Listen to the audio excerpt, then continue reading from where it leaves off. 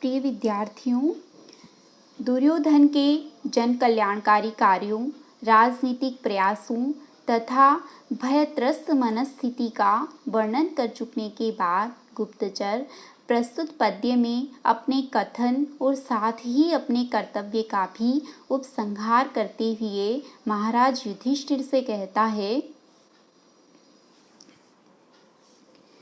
तदाशु कर्तुं त्वयि जिह्ममुद्यते विधीयतां तत्र विधेयमुत्तरं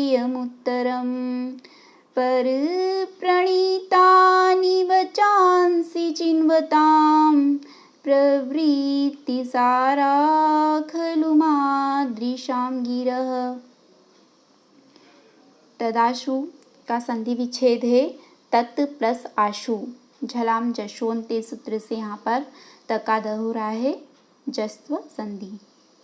अन्वय है इसका, तत् त्वयि जिह्मं कर्तुम उद्यते तत्र विधेयम उत्तरम आशु विधीयतां पर प्रणीतानि वचांसि चिन्वतां मादृशां गिरः प्रवृत्तिसाराः खलु।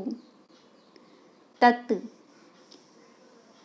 यह यहाँ पर अव्यय है, इसका अर्थ है इस कारण, तस्मात् कारणात्, अतएव, त्वयि युष्मद् शब्द की सप्तमी विभक्ति का एक वचन है त्वयि। त्वयि का अर्थ है तुम्हारे विषय में, आपके प्रति, युधिष्ठिर के प्रति। जिह्मम, हा धातु से मन प्रत्यय होकर द्वितीय विभक्ति एक वचन में जिह्मम शब्द बनता है। जिह्म का अर्थ होता है छल, कपट, कुटिलता। कर्तुम, त्रिधातु से तुमुन प्रत्यय होकर कर्तुम बनता है। कर्तुम का अर्थ है करने के लिए। उद्यते, उद उपसर्ग पूर्वक यम धातु से त प्रत्यय होकर उद्यत शब्द बनता है। त प्रत्यांत उद्यत शब्द की पुल्लिंग में सप्तमी विभक्ति एक वचन का रूप है उद्यते। उद्यते का अर्थ है तैयार, तत्पर। तत्र, वहाँ, उस दुर्योधन के विषय में। विधेयम, वि उपसर्ग पूर्वक धा धातु से यत प्रत्यय होकर विधेयम शब्द बनता है।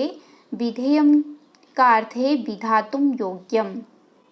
यत प्रत्यय योग्य अथवा चाहिए अर्थ में होता है, इसलिए विधेयम का अर्थ है करने योग्य।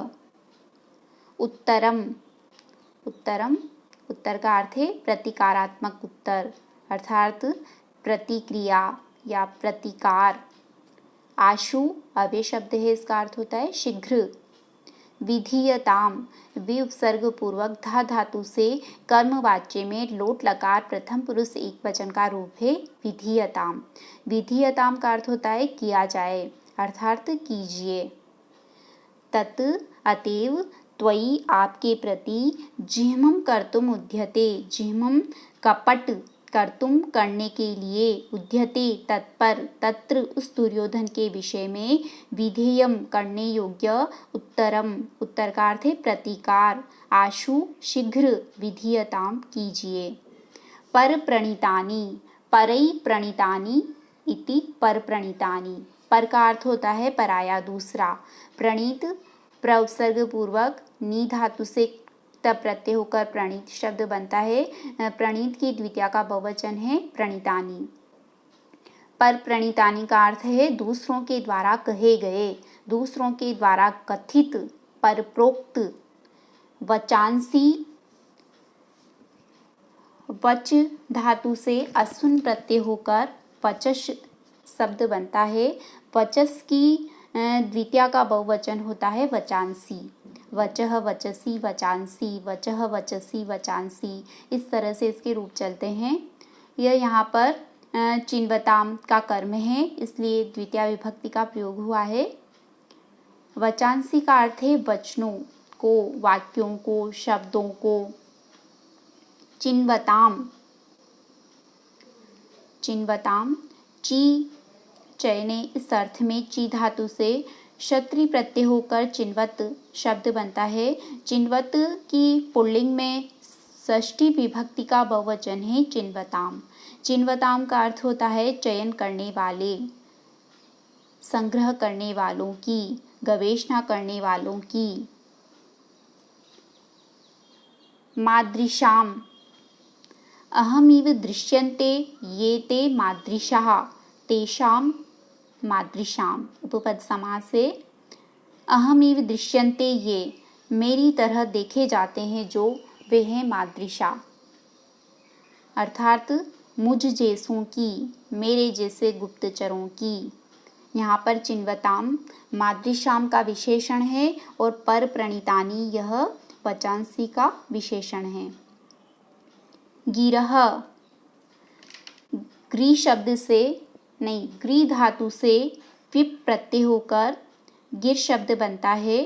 स्त्रीलिंगवाची गिर शब्द की प्रथमा का बहुवचन है गिरह। गिहि, गिरो, गिरह, इस तरह से इसके रूप चलते हैं। गिहि का अर्थ होता है वाणी, तो गिरह का अर्थ है बहुवचन में वाणियाँ। प्रवृत्ति सारा, प्रवृत्ति सारा, प्रवृत्ति एव सारो यासाम तहा प्रवृत्ति सारा। प्रवृत्ति प्रउपसर्ग पूर्वक वृत्त धातु से तिन प्रत्यय होकर प्रवृत्ति शब्द बनता है। प्रवृत्ति का अर्थ है समाचार, खबर, गुप्त वार्ता, वृत्तांत। तो प्रवृत्ति सारा का अर्थ है वार्ता का सार मात्र। खलु, खलु यह बहुवर्तक अव्यय है, परंतु यहाँ यह नियम अर्थ में प्रयुक्त हुआ है। खलु का अर्थ है निश्चय ही। पर प्रणीतानी, दूसरों के द्वारा कहे हुए वचांसी वचनों का चिन्वताम चयन करने वाले, मादृशाम मेरे जैसे गुप्तचरों की, गिरह वाणियाँ, प्रवृत्ति सारा खलु निश्चय ही वार्ता का सार मात्र बताने वाली होती है। एक बार फिर से अर्थ करते हैं। तत् अतएव त्वयि आपके प्रति जिह्मम कर्तुम कपट करने के लिए, उद्यते तत्पर तत्र उस दुर्योधन के विषय में, विधेयम करने योग्य, उत्तरम प्रतिकार, आशु शीघ्र विधीयताम कीजिए।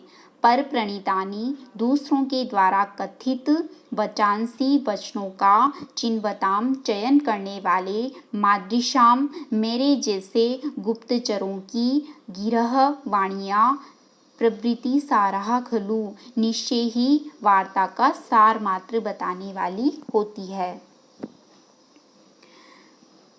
यहाँ पर गुप्तचर के कहने का तात्पर्य है कि हम केवल गुप्त वार्ता मात्र कहने वाले हैं। इस विषय में क्या करना है, कब करना है, कैसे करना है इत्यादि रूप कर्तव्योपदेश देने में हम समर्थ नहीं हैं। अतः आपको ही सम्यक विचार कर अपना कर्तव्य निर्धारित करना है। आचार्य मम्मट ने अपने काव्य शास्त्रीय ग्रंथ काव्य प्रकाश में काव्य के प्रयोजनों को निबद्ध करते हुए कहा है, काव्यम यशस्यर्थ कृते व्यवहार विदे शिवेतर्क्षतये सद्य परनिर्वृत्तये कांता सम्मितयोपदेश युजे। उनमें व्यवहार विदे यह भी काव्य के अन्यतम प्रयोजन के रूप में परिगणित हुआ है। व्यवहार बोध के लिए काव्य का अध्ययन किया जाता है। व्यवहार बोध रूप प्रयोजन की सिद्धि कविवर भारवी को सर्वत्र असंदिग्ध रूप से प्राप्त है। वनेचर किरात अपनी पद मर्यादा को अच्छी तरह से जानता है। उसके भाषण से उसमें ज्ञान गरिमा होने की बात स्वतः सिद्ध है। फिर भी अपनी पद मर्यादा को ध्यान में रखते हुए प्रतिक्रिया के रूप का निर्धारण वह नहीं करता है। यहाँ सामान्य से विशेष समर्थन रूप अर्थांतर न्यास नामक अलंकार का प्रयोग हुआ है, जिसका लक्षण है सामान्यम वा विशेषो वा तदन्येन समर्थ्यते यत्र सोऽर्थांतर न्यासः साधर्म्येणेतरेण वा। किरात महाकाव्य के एतादृश अर्थ गांभीर्यपूर्ण स्थलों को देखकर ही भारवेर अर्थ गौरवम उक्ति की अनवर्थता स्वयं प्रमाणित होती है। प्रस्तुत पद्य वंशस्थ छंद में निर्मित है, जिसका लक्षण है जतौ तु वंशस्थ मुदीरितं जरौ। इति शुभम।